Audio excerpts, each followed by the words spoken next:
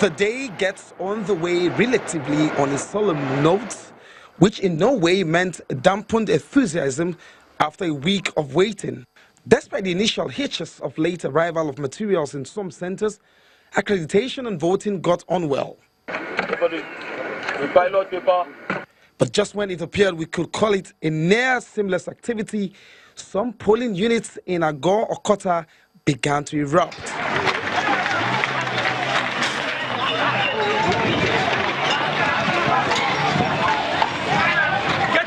Get it. Not one unit, not two. Several units with a particular catchment had been disrupted. Those hoodlums who came, we are fearing that their own political party was not being favored. That is it. Gentlemen, am I telling lies?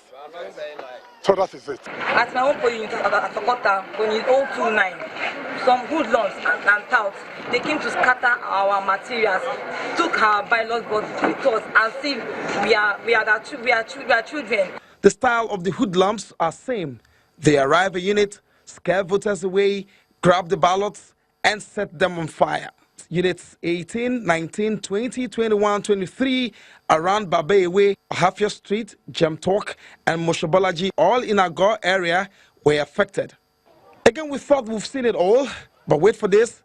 A neighboring location, Isolo precisely, also had its share of ballot destruction. Soaked materials. So these are the ones you could gather? Yes, exactly. Some are inside the gutter there. They are at Ilorin. Ilorin what? Ilorin, number 6. There are a particular street in Isolo that they know a particular party will win. And they really deliberate on those areas that they knew this party will win. So that's why I think what happened. Now, another thing that has happened is that we've seen some thug-like guys in Marwas. This is the second time, just before you came, there was a set of them that they stopped. But these people look like the kind of people who probably perpetrated what happened at Ago. Because from the reports from my family living there said, they came in this keke Marwas, they drove first, they drove second, next thing they came and they attacked those polling votes. They came and went to the place the vote is being casted, unturned the table, opened the ballot box and set everything on fire. At a nearby hospital near this polling unit, an elderly man who suffered several stabs from the hoodlums is receiving treatment. When the papers have not been burnt, they are thrown into the drain, leaving voters despondent and perhaps questions for INEC and security agencies on what to do next. From Babewe, bus stop here on Agor Palace Way, Olu Phillips, Channels Television News. Well, that's it. This is no story. It's not cooked up. We have the visuals. Our reporter was there. We have several corroborating reports about how it went down in some areas of Lagos today. General Esekhaigbe, did you see this coming?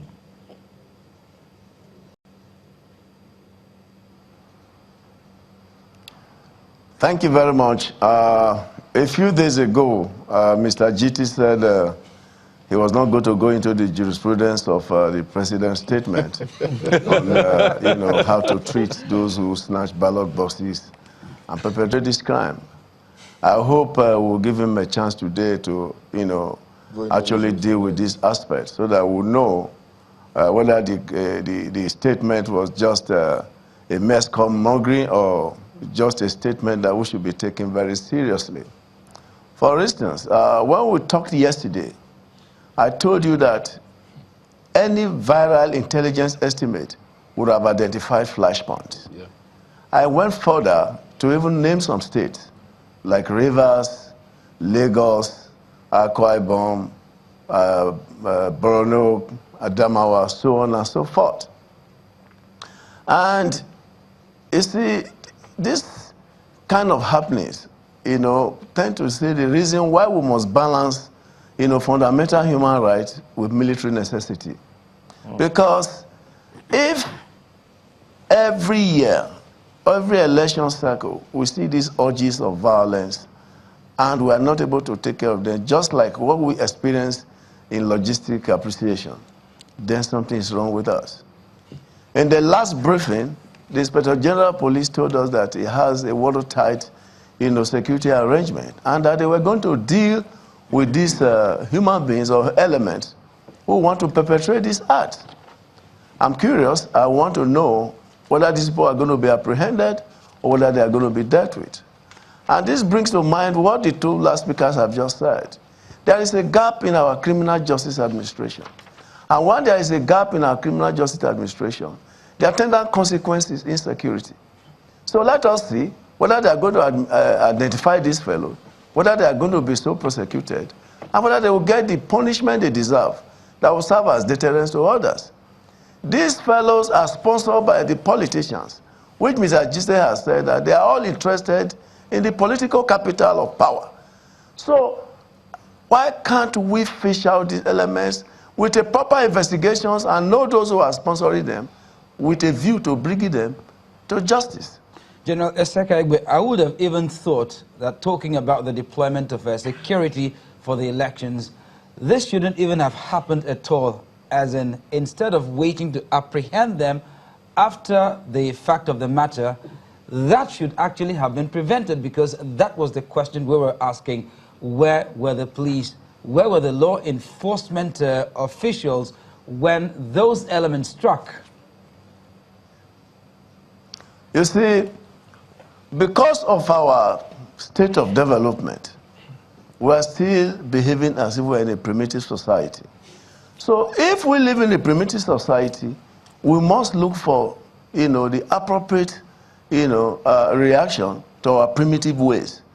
If you are deployed policemen with weapons, or you deploy military men within this corridor of these areas, in this sensitive flashpoint area that we have identified, the next thing you will hear is that the same politicians will tell you, you are militarizing the elections.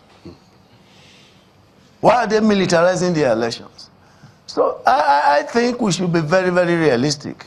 If we are not realistic, we play, to the galleries, and everybody want to make a point to say, oh, why will military come? Why will security men be there? They are going to frighten us and all that, without taking into consideration the import of the stage of development that we are, the occurrences that happen along that stage of development.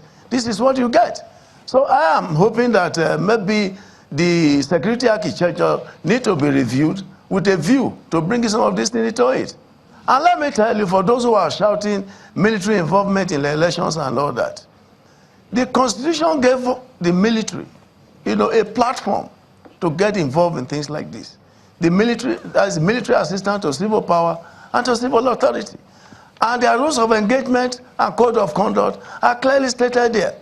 So when the INEC says the police is the least security agency, without making, a kind of effort or a plan for interagency cooperation where the military can easily be brought in, if it's out of their hands, then we'll have this situation. General, again, if the lead agency is finding it difficult to admit that the situation is beyond its capability, this is what you get. So we need to reverse our security architecture to look at our stage of development and to look at the occurrences that follow our stages of development. General Sekagwe, how about perhaps speaking in terms of innovation? Do you think there's any other thing we can do to arrest this, perhaps on the part of INEC or the security operatives, as you talked about? The fundamental thing is that there must be consequence for every action. When people commit these offenses, every election cycle, you say you are getting them arrested, and nobody knows what happens to them after that. The same political actors, that are behind these elements, will go behind and secure their releases. So at the end of the day, these are the same people that will come back to do all these things. You heard what that lady said. This kind of people, they did this in area A, and they went to area B and also did it. So the question is, if you do not make people pay, if you do not let them know there is consequence for every action they take, if you do not know that this is not a state of nature, this is a country that is governed by laws, then we'll continue to have all these things. I was going to go to that track in that report where a lady said she called her contacts in the other place there was violence, and the description of those who executed that violence tallied with those who did the same where she was.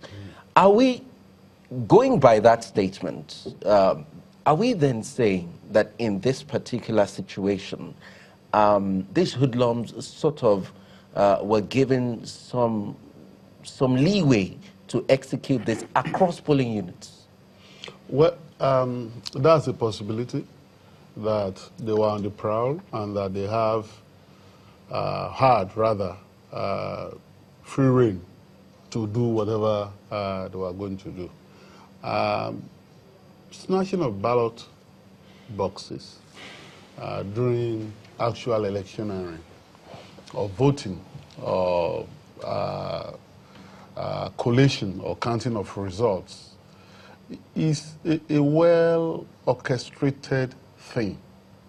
It's not something that a loony or one misguided hoodlum, quote and unquote, just engages in. No.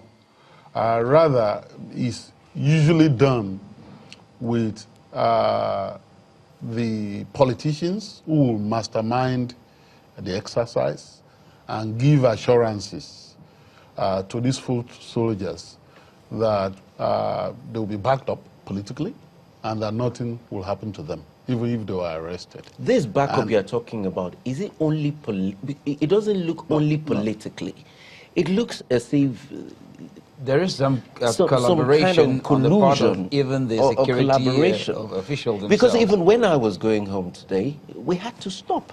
No, and then we had to properly identify ourselves. Kayode, when I say some political backup, what do you think I imply or mean? You think that I'm just talking about political? No, when I say political, we're talking about political power. And that takes us to another break.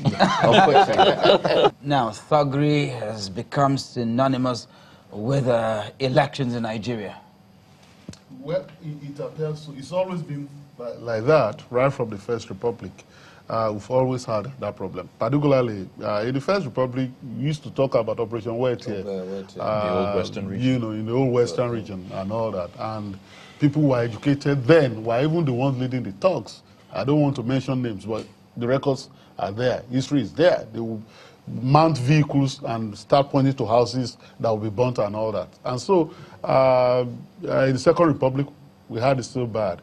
And now, we're in the Fourth Republic. We've had it since 1999. So it's been a problem, and I think that we will need to do a lot if we want to sanitize our electoral system and ensure that anytime we are preparing for an election, it won't appear as if we are preparing for a war. And we won't then take it for granted that people will be killed, including innocent youth corpers who are deployed to participate in elections, and that their life will not be put, will certainly be put at risk once an election is coming. And so I think that we will need to discuss in detail how we can go around all this.